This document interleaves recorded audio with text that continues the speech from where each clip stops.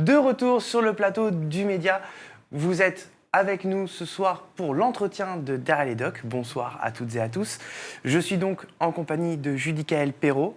Bonsoir. Bonsoir. Merci d'être revenu sur ce plateau. Merci si vous suivez Derrière les Docs, vous commencez sans doute à connaître Judicaël. C'est un plaisir. C'est un plaisir aussi pour nous de te recevoir. Alors, personne ne s'était jamais vraiment penché comme ça dans le détail sur ce que ça représente vraiment de recourir à une procréation médicalement assistée. Tu l'as fait et en effet, c'est vraiment le parcours du combattant.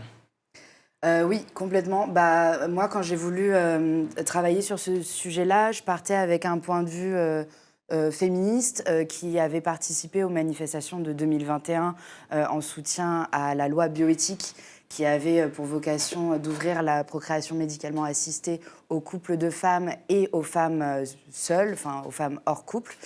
Et donc, j'avais vraiment cette idée de c'est trop bien cette loi, mais il y a des petits angles morts. Il faut, j'accompagnais les associations qui demandaient de réécrire le texte, qui demandaient une meilleure prise en compte des parcours, notamment des personnes trans. Et j'avais pas vraiment pris conscience de tous les enjeux médicaux qui concernent aussi les couples infertiles, puisque la PMA concerne toutes les personnes qui ne peuvent pas avoir un enfant de manière spontanée, naturelle, biologique, que ce soit pour des raisons très physiques, comme quand on est deux femmes, ou pour des raisons médicales, donc qui sont liées à une infertilité ou à des maladies, vraiment. Et donc, j'ai pris conscience de ce que ça représentait aussi pour les couples hétérosexuels qui ont des infertilités, ce parcours-là. Et c'est vrai que c'est un parcours très compliqué parce qu'il y a énormément de protocoles médicaux, il y a de l'attente, il y a beaucoup d'examens, beaucoup de rendez-vous avec des généticiens, des biologistes, des gynécos.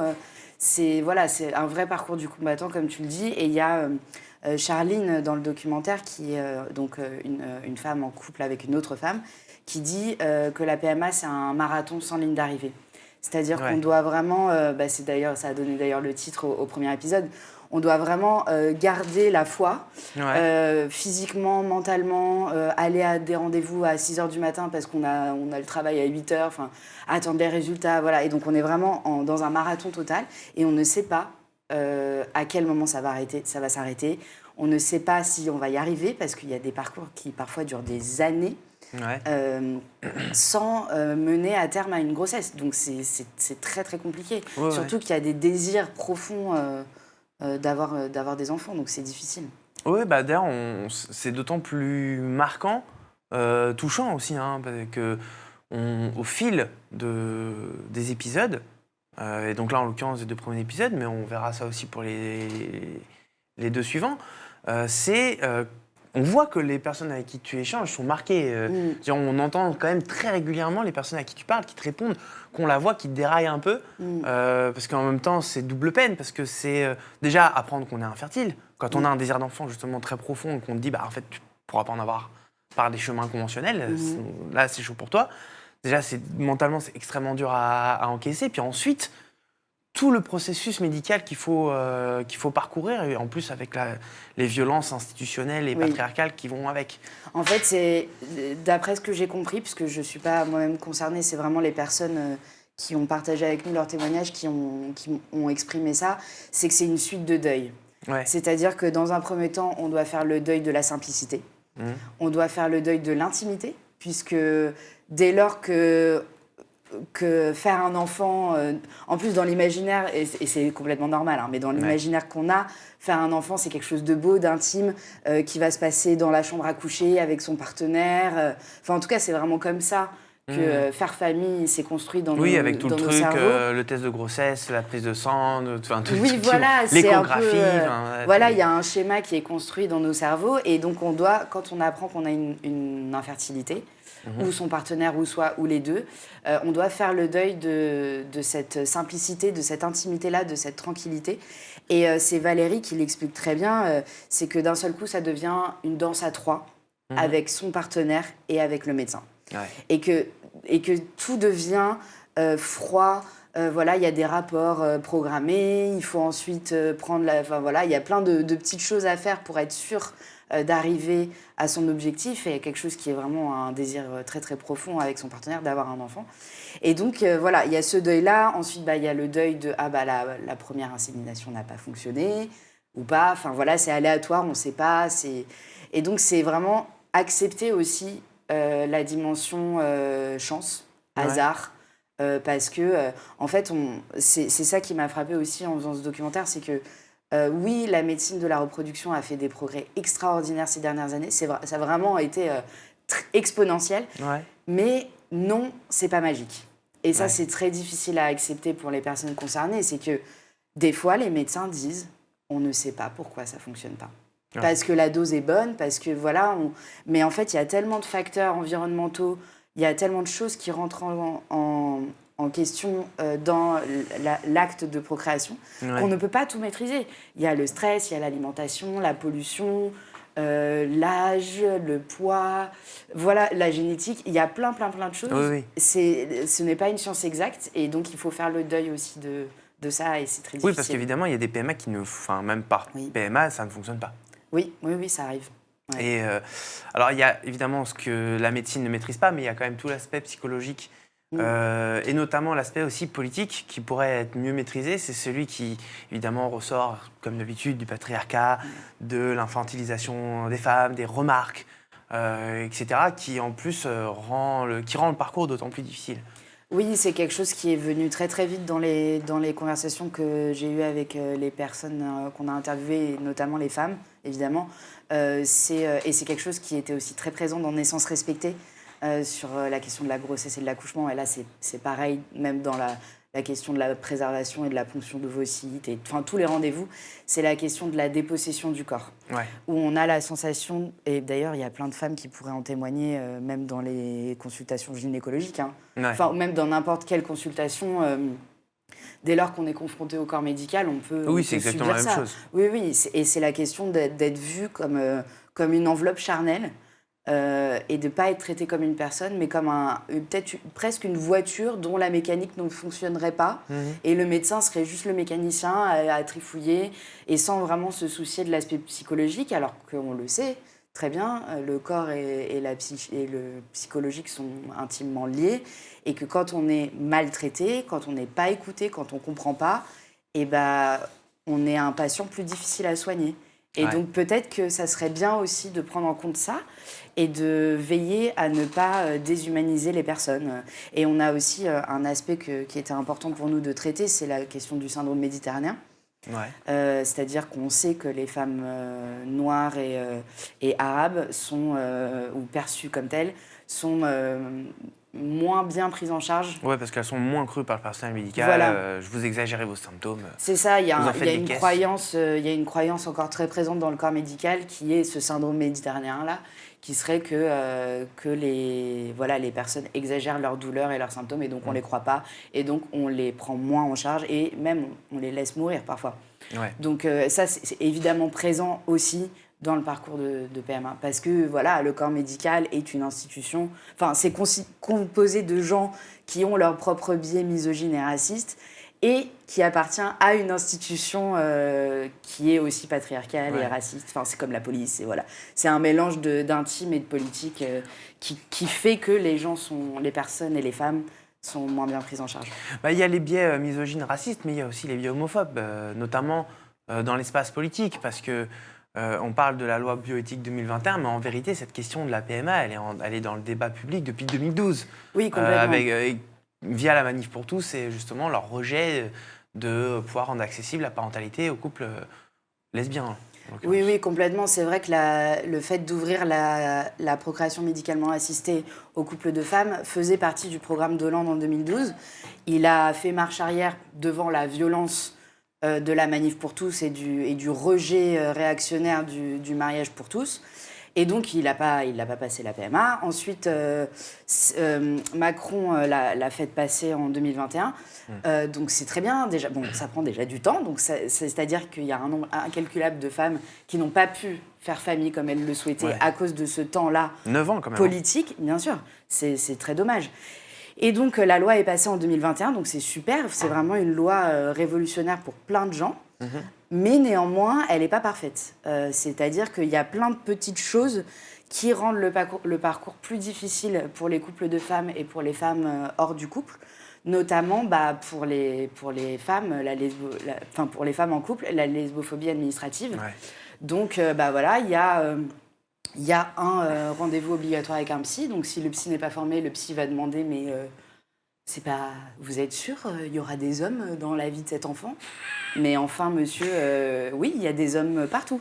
Il y a des hommes à l'école, il y a des hommes, on a des frères, on a des oncles, voilà. En vrai, c'est ça le problème, c'est d'imaginer... C'est l'homophobie. On en reparlera plus longuement dans la semaine prochaine, mais ce qui embête beaucoup de monde, c'est que des femmes puissent faire... Voilà, c'est ça, c'est que, par exemple, une femme célibataire puisse faire vraiment un bébé toute seule. Oui, c'est ça. Peut-être je spoil pas pour la semaine prochaine. Non, spoil pas. Mais on regarde ça pour la semaine prochaine. On sent que c'est l'enjeu propre, mais cet enjeu-là, il est aussi présent dans la loi, effectivement, parce que donc quand les législateurs se sont posé la question de comment faire pour que un couple de femmes fasse famille, ils se sont dit on va faire un petit papier pour reconnaître l'affiliation, parce qu'en fait voilà, dans la question de la PMA, il y a plein d'enjeux différents, c'est assez compliqué. Notamment celle de l'affiliation et des reconnaissances administratives de mères, mais en fait il y a la question de la préservation des gamètes.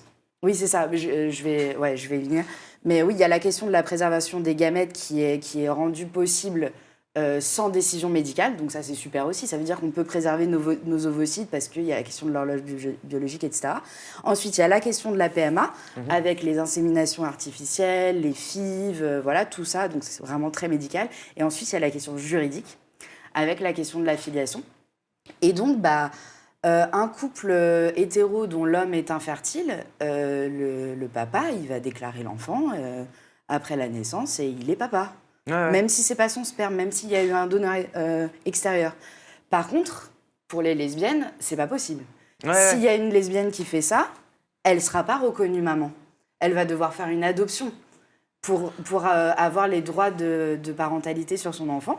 Alors même qu'elle est présente depuis le début du processus et de la grossesse. Depuis avant, depuis que le désir d'enfant est exprimé. C'est ça, et donc ça, c'est de la lesbophobie administrative et c'est une discrimination, d'autant plus que ce petit papier qu'il faut signer avant la PMA, il est payant, parce qu'il faut aller chez un notaire. Et peut-être qu'on tombe sur un notaire qui est lesbophobe, peut-être qu'on est dans une ville où il n'y a pas accès, peut-être qu'on est loin, peut-être qu'on n'a pas toutes les informations.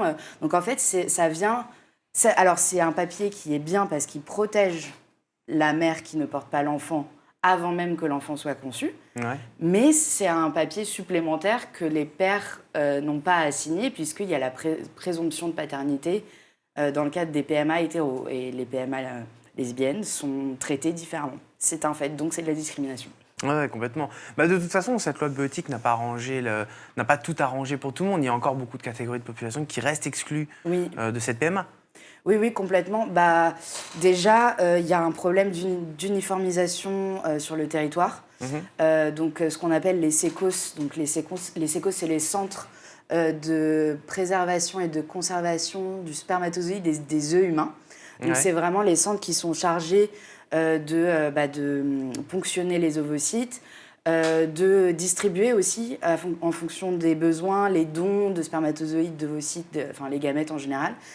Donc c'est vraiment le centre qui nous suit du début à la fin. Ouais. Et ça, il y a des déserts médicaux, quoi. Et puis surtout, il y a certains centres... en fait, il n'y a pas eu de directives nationales qui ont été données. Okay. Donc il y a certains centres qui sont transphobes, qui sont lesbophobes. Et donc qui refusent complètement, qui invoquent la clause de conscience, je suppose, et qui disent non. Qui accompagnent très mal. Alors, je ne sais pas s'il y a une clause de conscience sur ce sujet-là. Je sais qu'il y en a une sur l'IVG. Je dis clause de conscience par abus de langage, mais...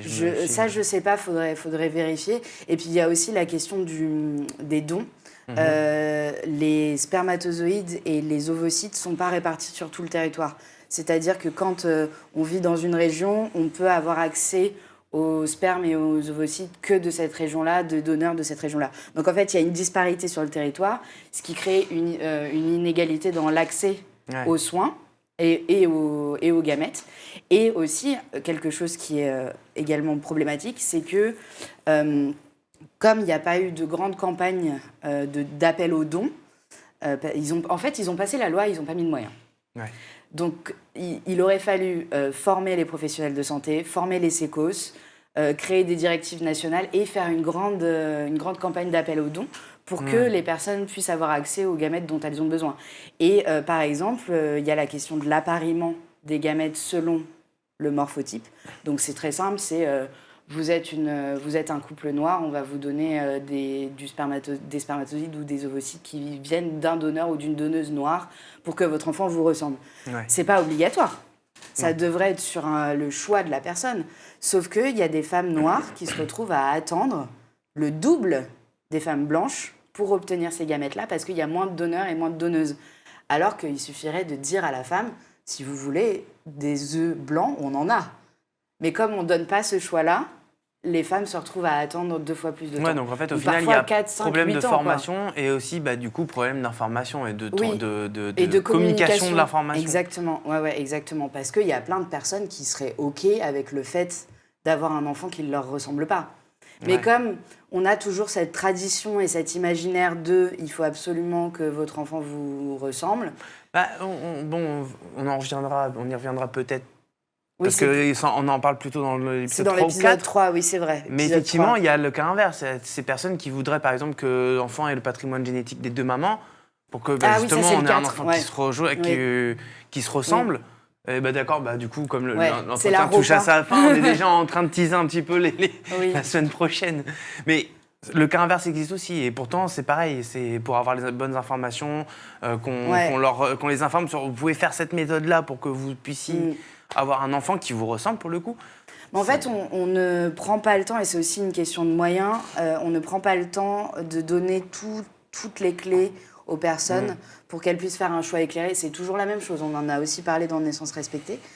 Et c'est une question d'autonomie et de pouvoir et de garder le pouvoir sur nos propres corps, c'est d'avoir les informations nécessaires pour comprendre ce qui nous arrive et pour prendre les meilleures décisions pour nous, plutôt que d'être dans cette machine et de subir et d'être un peu broyé, d'autant plus quand c'est un parcours psychologiquement très éprouvant. Ouais. On a l'impression que finalement, quand on regarde un petit peu comment ça s'est mis en place, depuis la loi bioéthique 2021, on a l'impression que, c'était pour les macronistes, c'était une loi cosmétique, quoi. On dit voilà, regardez, on a fait une avancée, et puis en fait derrière, pour la mise en application de cette loi, Ah oui, moi je pense que c'était très calculé, que ça fait partie des pourcentages des lois sociétales qu'il avait promis et qu'il a fait passer. Et d'ailleurs, c'est le ressenti aussi des couples de femmes que j'ai pu interviewer, c'est ouais, on a fait ça pour vous faire plaisir, mais on vous aidera pas, quoi. On vous aidera pas. Au contraire, on vous met des bâtons dans les roues sans que ce soit vraiment conscientisé de manière maléfique. Mais c'est vraiment, on ne prend pas en compte le vécu des personnes au moment de faire les lois. Et après, une fois que c'est passé, on s'en occupe plus, quoi. Et quitte à même mettre en difficulté les personnels soignants qui se retrouvent avec... eux-mêmes n'ont pas accès aux informations. Et il y a un flou juridique qui fait que parfois, les personnes ne savent pas si c'est légal, ce qu'elles sont en train de faire. Par exemple, dans le cas des personnes trans, comme c'est écrit très clairement dans la loi qu'un couple de femmes ont le droit à un donneur extérieur pour faire une PMA, quand on se retrouve avec un couple de femmes dont l'une des deux est trans, techniquement, les sécos n'ont pas le droit d'utiliser les spermatozoïdes de la femme trans et les ovocytes de la femme cis pour faire un bébé, parce que la loi dit donneur extérieur. Mais c'est absurde. On a des gamètes qui sont compatibles, on pourrait les utiliser. Et parfois, les personnes des sécos, de bonne foi, disent « je ne sais pas si c'est légal ». Et ça, c'est problématique, parce que juste, ils n'ont pas réfléchi, ils ne savent pas ce que c'est qu'une personne trans, ils s'en foutent. Et donc, dans les faits, ça pose des problèmes pour les personnes qui veulent faire famille, quoi. Ok. Du coup, on a bien largement teasé les numéros les épisodes 3 et 4 qui seront diffusés la semaine prochaine et pour lesquels, d'ailleurs, tu vas revenir sur ce plateau pour en parler avec nous. Du coup, merci Judicaël pour être venu. Et puis, merci à vous d'avoir suivi cette émission de Derrière les Docs. Donc, vous l'avez compris, on se donne rendez-vous la semaine prochaine pour les épisodes 3 et 4 de PMA pour toutes. D'ici là, vous connaissez la chanson, abonnez-vous à nos chaînes YouTube, le Média TV, le Média 24/7, abonnez-vous aux médias à partir de 5 € par mois, ou surtout, faites des dons, parce qu'on est actuellement en campagne de fin d'année, et on n'a pas de Père Noël, et on n'a pas de milliardaire pour nous donner des sous. Donc il faut que ce soit vous qui puissiez nous donner des sous, pour que des émissions comme Derrière les Docs, et dans laquelle on peut justement parler de sujets comme la PMA, puissent continuer d'exister. Donc merci à vous pour votre fidélité et votre attention, et on se dit tous ensemble à la semaine prochaine.